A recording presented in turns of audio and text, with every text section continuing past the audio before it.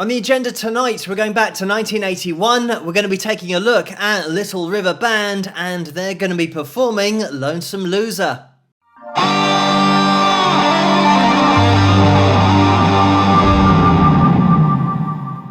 Hello, Phil here from Wings of Pegasus, and welcome to another analysis video. If you enjoy this video, please give it a thumbs up and subscribe. So this video's just over 4.5 minutes in length. We might watch it the whole way through, or I might jump into it.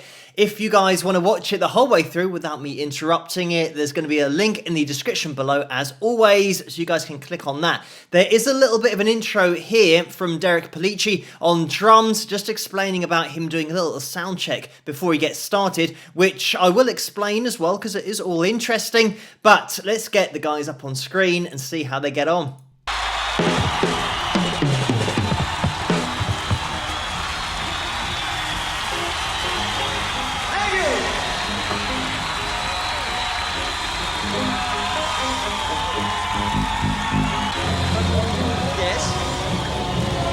One thing that concerns me more than anything is playing a good gig, and if I have to come out in front of all the people.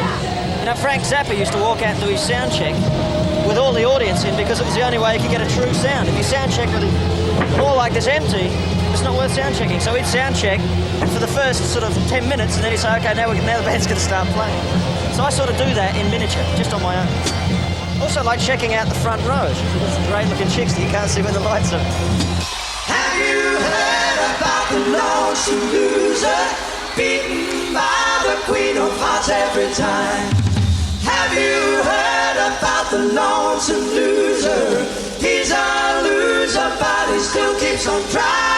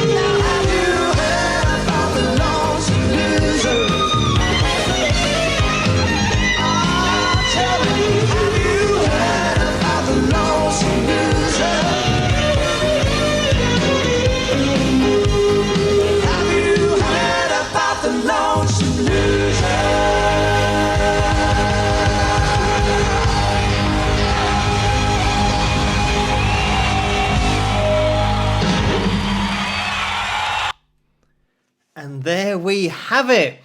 This live performance is on a totally different level. We've got everything going off. I mean, this is right up my street. We've got harmony vocals. We've got a fantastic lead vocal, but we've got just great vocals across the board here. And the fact that they're playing, singing at the same time. So we've got instrumentalists who just have top vocal ability. We also have fantastic lead work in there. It's such a tight sound as well. Performing this kind of song live is so impressive, getting it to this kind of level, because, I mean, recording it in the studio, having multiple takes is all well and good, and some people might have multiple takes and eventually get those harmonies right, so then you get a take or two that you can use on a recording. But just having no safety net here and producing this live, like I said, it is so impressive because of not only the pitch accuracy and how they maintain that throughout their harmonies, but the way that we've got the blending of ranges and going from, basically we've got what would be an A flat key here. I think I'll get the guitar out in a second and just check that. But you've got all of the scale of A flat, that major scale. Each of these singers is taking a different couple of notes from that scale, blending it together, and this is why you get such a great sound, is because they're hitting the notes of the scale so accurately. Just before we jump into the notes that are being sung here, let me just mention about Derek at the beginning, when he explains about getting out, and the most important thing to him is putting on a good show and getting a good sound. So he's obviously a consummate professional, wants to make sure that the sound out front and the sound on stage he's prepared for. And this is something that if you have played a lot of gigs, you'll understand. But then if you haven't played a lot of gigs, then you won't necessarily have an appreciation for how the sound changes in any venue, from doing a sound check and it's empty to then getting a lot of people now in front of you. And when you're talking about a larger venue, the amount of sound that an audience absorbs is crazy, to the point where you might go out on stage and you'll hit your first chord of your first song and it'll put you off because it sounds nothing like the sound check. And you might be really happy with the sound check and the sound on stage and you think, oh great, we're really prepared for this gig that we're playing later on, and then you get out there and it throws you off because it's so different. So this is what Derek is explaining, that when you do your sound check, it can be so different. Derek wants to make sure that he is prepared for the sound that he's going to get when they play live.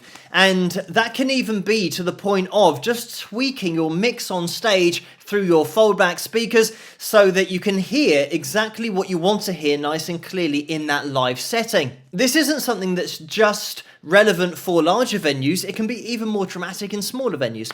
And anybody that's played in a pub or a club that has a tiled floor will know that during the sound check, it sounds really loud and you think, wow, we're really going to blow everybody's ears off tonight with this performance. But then put 50 people in front of that band with the same setup, same volume, and you'll be amazed at how quiet it sounds. And it will be the case of worrying about people actually being able to hear you, and you'll be turning your amp up to 10 or even 11 if you've got that capability, but you'll be turning it up to its maximum and you won't be able to hear it to anywhere near the same level as you did in the sound check. And that is just people absorbing the sound. The sound waves aren't going anywhere. They're just hitting people in the front row and stopping. So let's have a quick look at the notes being sung here. And we'll look at the chords as well. It's not going to be an instructional video. And by the way, we are in A flat here, so standard tuning, you don't have to worry about that. But the notes that are being sung, we've got that, if we take our scale, that's our A flat major scale, and you'll hear pretty much the main melody. I think that's definitely a harmony line that you can hear. And that's probably the most prevalent line that you'll hear. But, I mean, the mix here is spot on. So you get to hear every single vocal really clearly. And, I mean,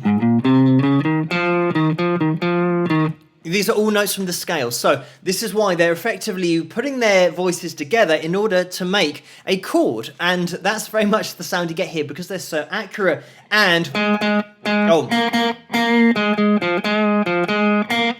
we actually get, that's the third line, and that'll be the fourth line. I'm wondering if there's actually a fifth line in there that is going to be an octave.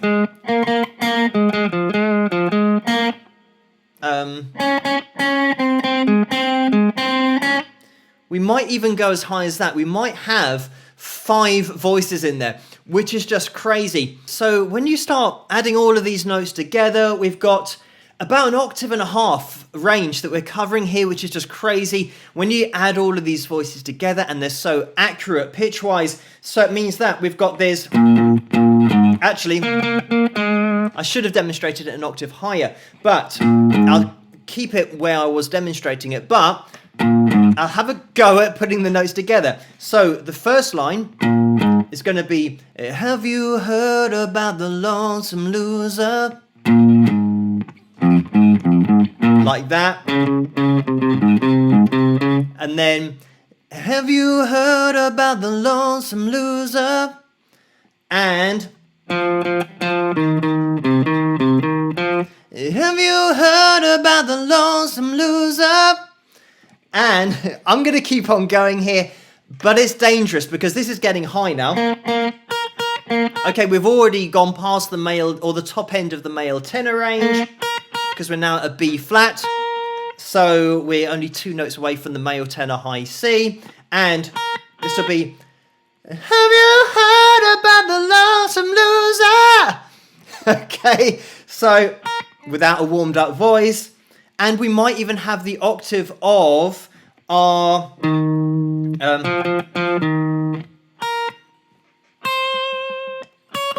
Okay, so again, this is going to be a little bit crazy because we're now at D flat, and this is a D flat 5, so way up there. This is more kind of countertenor range. Oh, like that. And by the way, this is going to be your C sharp. D flat is the same as C sharp, just for reference. So this is a C sharp 5 or a D flat 5, so it is way up there. And trying to get these notes, we've got this. Okay, this is going to be really high up. Have you heard about the Lonesome Loser? So, as you can tell, very high up there. But just to give you an idea of the range that we're covering, it is crazy. And this is why performing this live is so difficult, because you've got to be able to sing all of these lines independently, nail these harmonies, nail your own particular vocal line, and then just nail the timing as well with all of your other bandmates. So it is mightily impressive. What I love about this composition as well is written by David Briggs, by the way. We've got this approach of starting with the vocals, which straight off is an impossibility pretty much to be so in key without any guide or instrumentation, but these guys nail it straight out the gate. And then when we get into the verse, we haven't got the drums in there, so we're lacking that percussion because it's going to make the chorus stand out even more. In the chorus, we have the snare coming in, we're fully open dynamically, we get all of the harmony vocals coming back in. But getting into the chords, we're going to be in D flat here for the chords for the verse. And the important thing here is we're going to be keeping this D flat going the whole time. So we've got the progression as we move up, like this.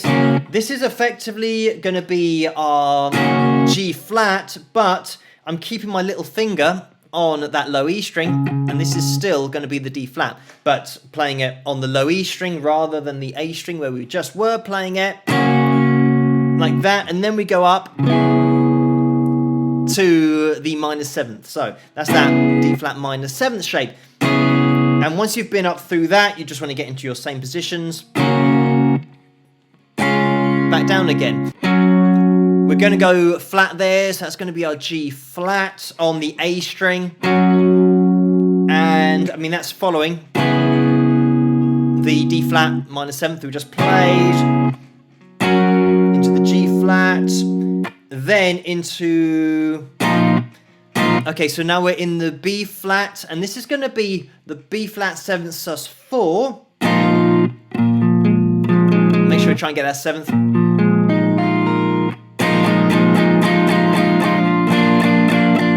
They might actually keep that 7th in there. And building up, this is the point we're building up now for the chorus, where the drums come in, vocals come in, so dynamically we're about to totally change. Okay, so just jumping into the chorus chords, we've got this. It might even be that E flat minor 7th into our A flat.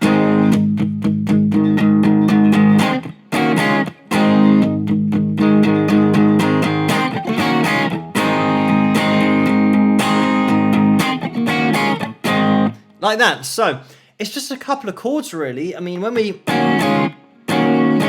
I'm kind of not counting that first finger that we go down to as a D flat. So really straightforward chorus, but that's the beauty of it. The simplicity of the chords is almost being contradicted by the complexity of the vocals. Because of the vocals that I demonstrated earlier, you've got all of those voices being added together, and it might be the fact that in the chorus we can maybe have 3 or 4 voices. It's hard to make out how many voices there are going off because it's so full. We are going to be jumping into the solo just briefly, so we'll just have a look at some of the techniques going on. Okay, so we're actually starting the solo with a riff. Kind of like that. And now...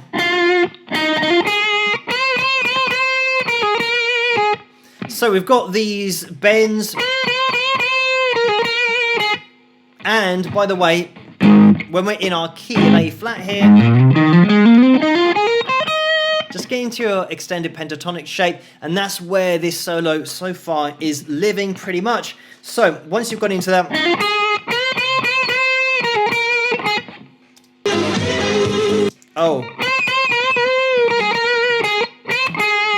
so there's a little phrase at the end, and now we have quite a big bend there, 11th fret. That's a tone bend. Oh.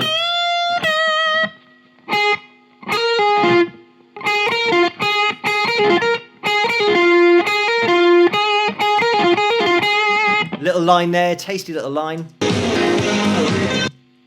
Take it back.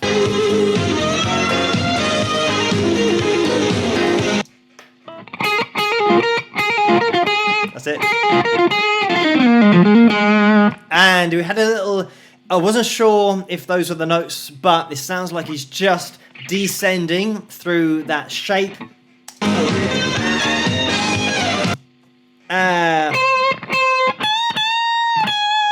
So now, we've now navigated further up the fretboard into our shape 1, and first finger B string, 13th fret. We've got, again, another tone bend here. It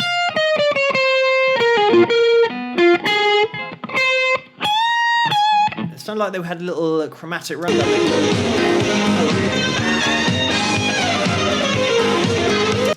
Yeah.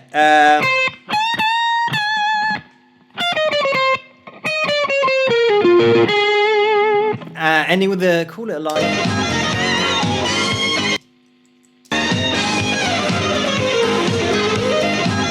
And here we got this slide up out of our shape 1.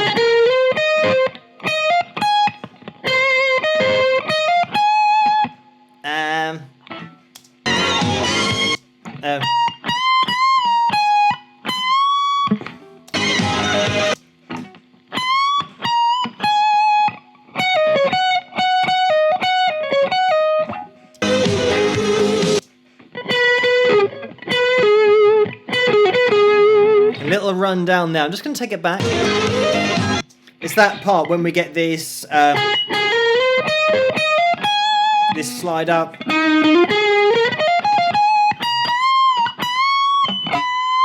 And that little bend. takes us back into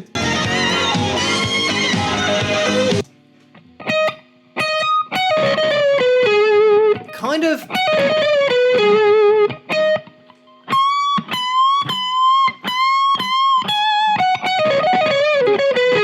we almost go a little bit minor there towards the end, but a fantastic live performance here across the board. And these guys, I know that there were a lot of personnel changes in Little River Band, but in terms of making the move over from Australia, they got together in Melbourne, Australia, by the way. That's where they were founded, and then made the move over to the USA and went on to sell over 30 million records worldwide. So just a huge success story, and one of those rare bands that managed to make it over to the USA from a different country, and especially from Australia. There weren't a hell of a lot of bands that achieved the kind of success that Little River Band did when they went over to the USA. So Grammy winners as well. Just a massively successful band. But just because of the quality, when you watch a performance like this, you can't help but be impressed and blown away by the instrumental ability, but also just that vocal ability is on a totally different level. But thank you guys so much for suggesting this video for me to take a look at. Keep those suggestions coming in the comments below. Let me know what you guys think. And if you did enjoy this video, please give it a thumbs up and subscribe. And I'll see you guys at the next one. Rock.